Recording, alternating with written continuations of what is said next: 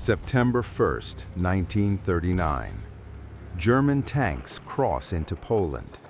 The invasion is swift, brutal, and absolute. But this war didn't begin with a border crossing. It began 20 years earlier in the gilded halls of Versailles, where the victors of the Great War believed they were building peace. What they built instead was a fuse. November 11th, 1918, the 11th hour of the 11th day of the 11th month. After 4 years of industrial slaughter, the guns finally fall silent across Europe. Kaiser Wilhelm II abdicates. Germany's armies retreat, not in collapse, but in bitter, disciplined withdrawal. And already, a myth begins to form. The German generals insist they were never defeated on the battlefield. They claim betrayal from within. Cowardly politicians, they say, stabbed the army in the back. It's a lie, but it's a useful lie.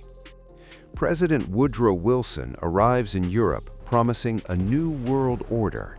He envisions a League of Nations where disputes are settled through debate, not blood. At Versailles, the Austro-Hungarian Empire is dismembered. New nations emerge: Poland, Czechoslovakia, Yugoslavia. Germany loses territory, colonies, and pride. The German people are ordered to pay £6.6 billion in reparations. It's a sum they cannot afford. But here's the problem. Several of these newly created countries contain substantial German minorities. The treaty plants a time bomb. One day, someone will demand their reunification. And when Wilson returns to America, his grand vision collapses. The U.S. Congress refuses to join the League. America withdraws into isolationism. The institution meant to prevent the next war has no teeth. It never will. Germany becomes a democracy, the Weimar Republic. But democracy requires stability, and Germany has none. Street battles erupt between communists and right-wing nationalists. Then, in 1923, hyperinflation devastates the economy. Savings evaporate. Ordinary people watch their life's work become worthless overnight. Into this chaos steps a war veteran named Adolf Hitler. He'd been born in Austria. He'd fought bravely in the trenches and earned the Iron Cross.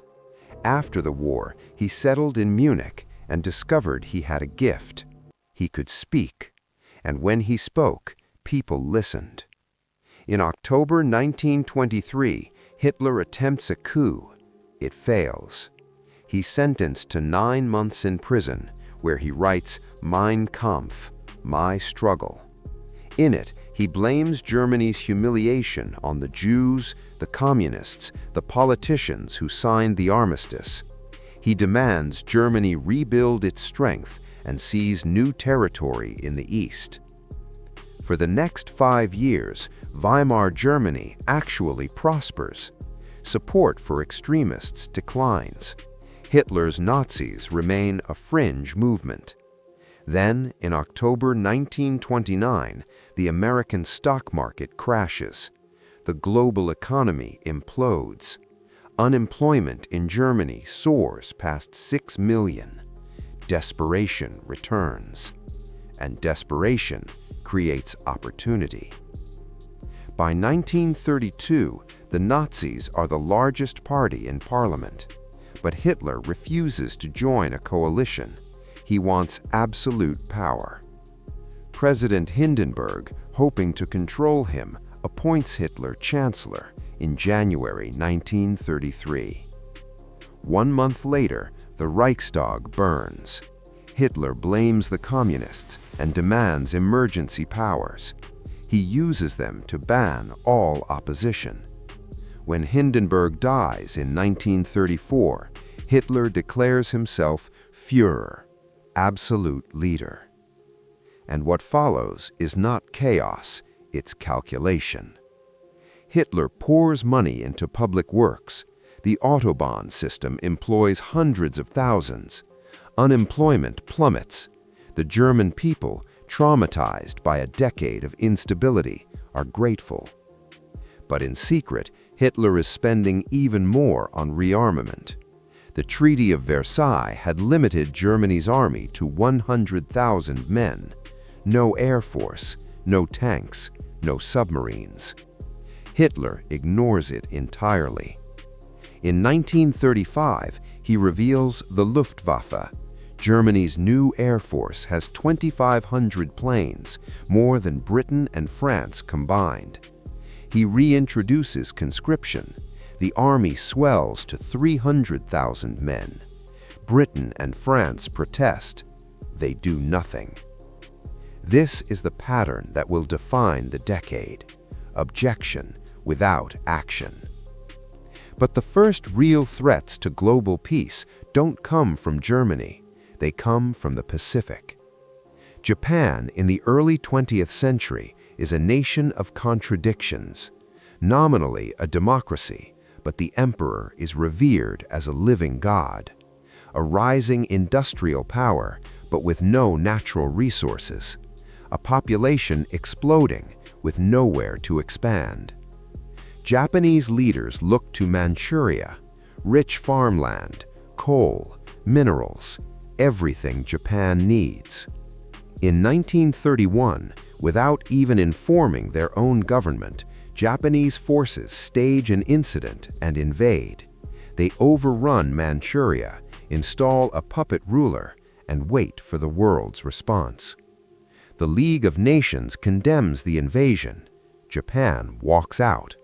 And the League realizes it has no enforcement mechanism.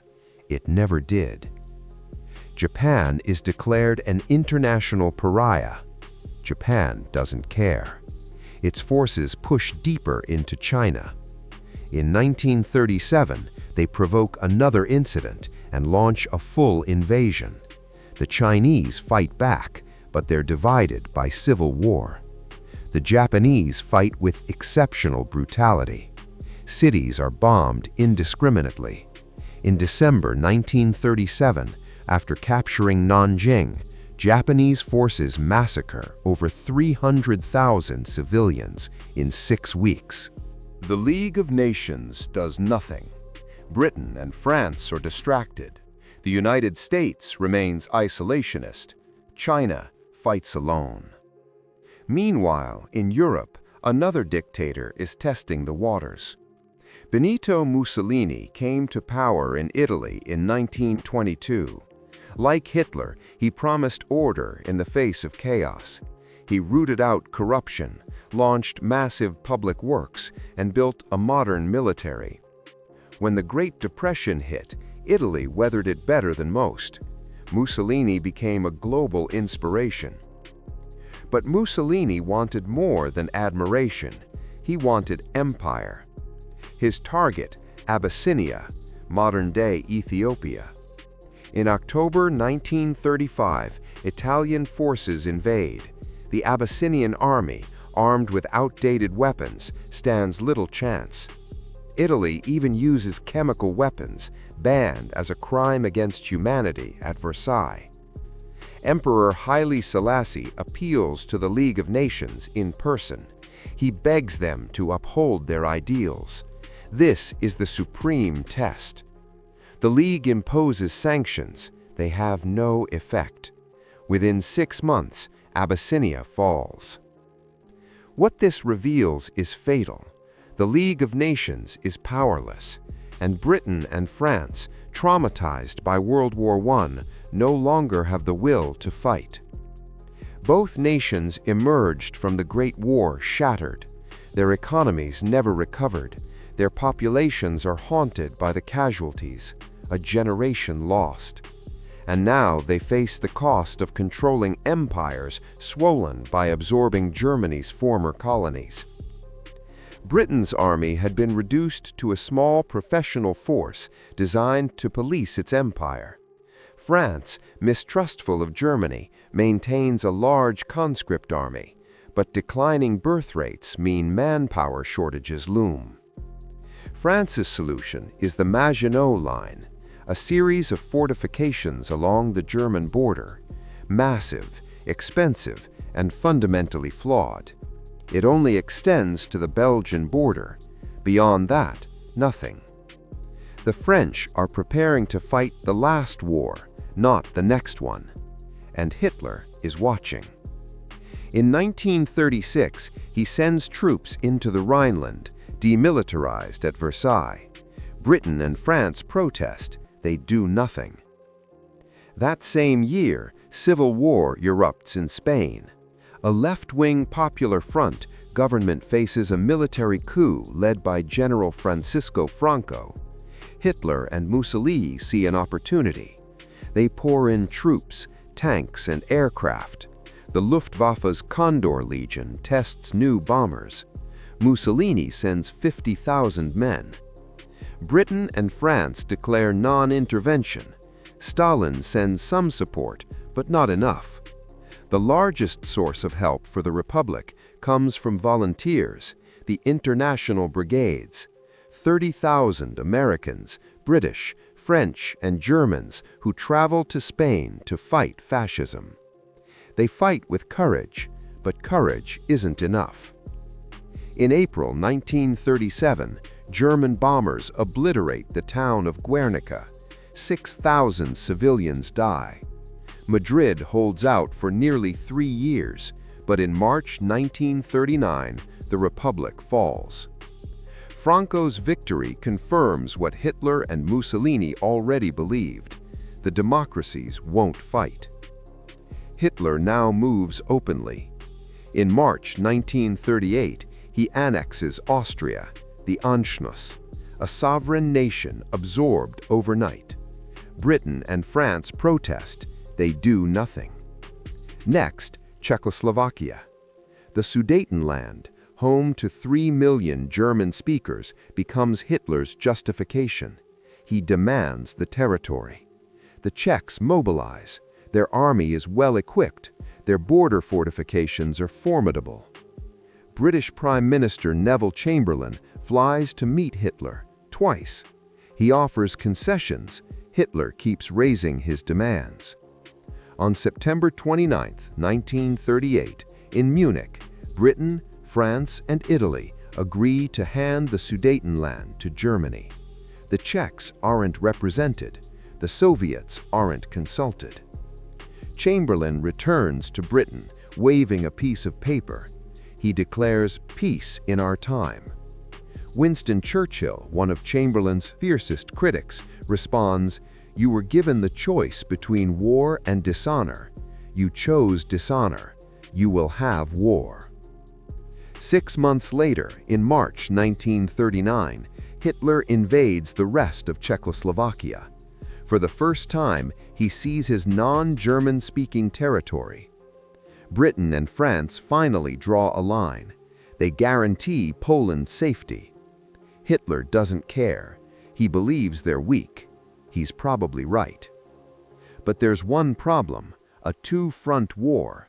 Germany can't afford to fight Britain and France in the West while facing the Soviet Union in the East. Then, in March 1936, he makes his first real gamble. He sends German troops into the Rhineland, the demilitarized zone established at Versailles. His generals are nervous.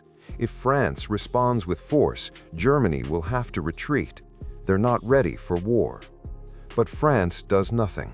Britain does nothing. The League of Nations protests. Nothing changes. Hitler had been right. The democracies wouldn't fight. When Berlin hosts the 1936 Olympic Games, the world sees a Germany restored, efficient, modern, proud. Many foreign observers are impressed. Some even admire Hitler's leadership. Of course, there were signs. The 1935 Nuremberg laws had already stripped Jews of citizenship and forbidden them from marrying ethnic Germans. But to many in the West, these seemed like internal matters, distasteful perhaps, but not their concern. And when the first real threats to global peace emerge, they don't come from Germany, they come from the Pacific. Japan, at the start of the 20th century, is already a military power. It defeated Russia in war in 1905. It fought alongside the Allies in World War I. After the war, Japan is an acknowledged world power and joins the League of Nations. But politically, Japan is a nation of contradictions. Nominally a democracy, but the emperor is revered as a living god. A rising industrial power, but no natural resources, no oil, no iron, no coal, and a population exploding with nowhere to expand. Japanese leaders look to China, specifically Manchuria, rich farmland, abundant coal and minerals, everything Japan needs, and Japanese troops are already there. In 1931, without even informing their own elected government, Japanese forces stage an incident. They detonate a bomb near a railway line, blame Chinese dissidents, and invade. Within months, they've overrun the entire territory. A puppet state, Manchukuo, is proclaimed.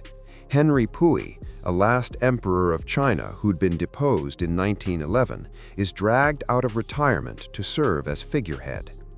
The League of Nations now faces its first great test.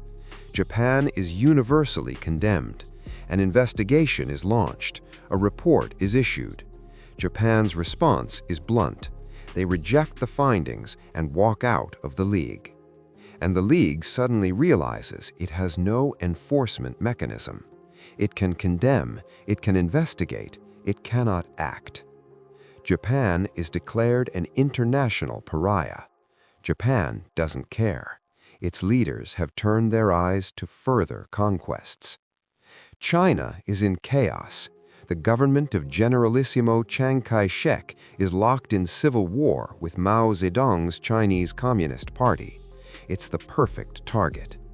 In 1936, as a precursor to full invasion, Japan signs a pact with Nazi Germany, the Anti-Comintern Pact, ostensibly aimed at containing Soviet influence. But its real purpose is to ensure neither power will interfere in the other's expansion. In July 1937, Japanese forces provoke another incident and launch a full-scale invasion of China. At first, the Chinese are caught off guard, but they fight back fiercely. The Communists even join forces with the Kuomintang in a unified front against the invaders. It doesn't matter. The Japanese advance is relentless. They fight this war with exceptional brutality. Cities are bombed indiscriminately. Westerners living in Shanghai are evacuated as the city is besieged for 3 months. The Japanese show no concern for civilian casualties. But it's after the capture of Nanjing in December 1937 that the Japanese commit their worst atrocity. Over 300,000 civilians are massacred during a 6-week orgy of rape and indiscriminate killing. Contemporary reports document horrors that defy comprehension. They even attack British and American warships sent to protect their shipping. On December 12, 1937, the American gunboat Panay is sunk by Japanese bombers. 50 crewmen die. President Roosevelt wants to impose a naval blockade of Japan. He warns that acts in other parts of the world have far-reaching effects on America. But Britain refuses to support it, fearing it might provoke war. So Roosevelt can only offer a $25 million loan to Chiang Kai-shek to buy arms. Even the Soviet Union, despite the communists fighting alongside the Kuomintang, does little to help. Stalin's only involvement is a series of border clashes with Japanese forces in Manchuria. China fights alone. By January 1938, the Japanese overrun Canton and push Chinese forces deeper west. All the rhetoric of the League of Nations, all those promises to stop international aggression, have come to nothing. And by now, the Western powers are facing aggression much closer to home. Today, it's easy to dismiss Benito Mussolini as a figure of ridicule, the posturing, the bombast, but it didn't seem that way in 1922. Italy had emerged from World War I on the winning side, but economically devastated. The country was riven by strikes and land seizures. The democratic government. In 1936, civil war erupts in Spain. It's exceptionally vicious, setting family against family, communist against fascist, believers against atheists. In 1931, a left-wing government had come to power, determined to end the centuries-old Spanish monarchy. The king was forced into exile. A republic was declared. In February 1936, the parties of the left combined in a popular front to contest elections against the right. The Popular Front won narrowly. Even though its reform program was modest, a wave of strikes and land seizures led the right to fear communist revolution was imminent. Within the Spanish army, long a bastion of conservative Catholic thinking, senior officers began planning a coup. Among them, General Francisco Franco, former chief of staff who'd been effectively exiled to command forces in the Canary Islands. On July 17, 1936, army units fighting in Spain's Moroccan colony mutiny. The next day, Franco flies to join them, proclaiming a nationalist movement to save Spain from communism. Mainland garrisons join the revolt. The Popular Front calls for volunteers to defend the Republic. Battle lines are drawn. Franco faces an immediate problem. His army is in North Africa. He needs to cross the Strait of Gibraltar. So he turns to Adolf Hitler. Within a month, transport aircraft from the Luftwaffe begin an airlift, ferrying Franco's battle-hardened veterans to southern Spain. At first, the Republic seems to have the advantage. Pro-Franco uprisings in Madrid and Barcelona are crushed. The Republic controls most of eastern Spain. Franco's nationalists are confined to the northwest and parts of the south. But then, Hitler and Mussolini pour in support. Germany sends panzer tanks and 12,000 troops. The Luftwaffe deploys its Condor Legion with modern bombers and fighters. This is a testing ground for Germany's new military. Mussolini sends a volunteer corps of 50,000 men and over 700 aircraft. The Republicans appealed desperately to Britain, France, and the Soviet Union for help. Britain and France, terrified of provoking a wider European war, declare non-intervention. Cynically, both Germany and Italy sign the non-intervention agreement while continuing to send massive aid. Stalin, worried about the rise of fascism in Germany, decides to help the Republic. About 700 military advisors are sent, along with tanks and aircraft. It's something, but nowhere near enough to match Axis support. The largest source of outside help for the Republic comes from volunteers, the international brigades. About 30,000 left-wing Americans, British, French, and Germans who travel to Spain to fight fascism with their own hands. With Axis backing, the nationalists open two fronts, one advancing toward Barcelona from the north, the other, led by Franco, pushing toward Madrid from the south. By the end of 1936, Madrid is virtually under siege, surrounded on three sides. The fighting is intense and brutal. Atrocities are committed by both sides.